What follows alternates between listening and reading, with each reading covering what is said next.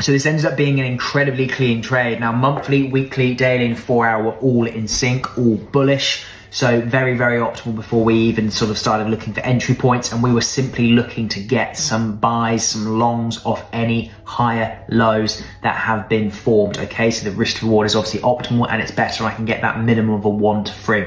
So if you've done the data and you've done the work like I have on gold, you will know that on the 4 hour and the daily, if you can fib properly and correctly, on the 4 hour and the daily, gold loves to wick into the 61.8 and typically body close around the 50%. Now, not all of the time, nothing is 100% as you know in the markets, but a lot of the time this works really, really well. So once I saw this 4 hour body close here, let me just delete that. Obviously the trade was a 3.4% in the end, which is great, but let me just delete that so it's cleaner. Once we saw this 4 hour body close here, we'd already had one 4 hour respecting of the 50%. It was a second 4 hour candle here that was beautiful to a T.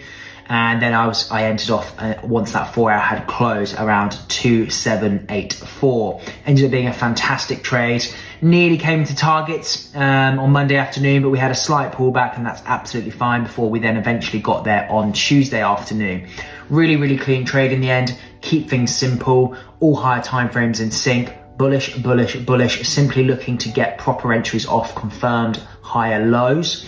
And obviously using higher timeframes only, so they are trustworthy. There's so much less noise and it's so much cleaner. Gold is brilliant to trade if you know how to trade it. If you're trading lower timeframes on it though, it can be an incredibly difficult time for many, many people.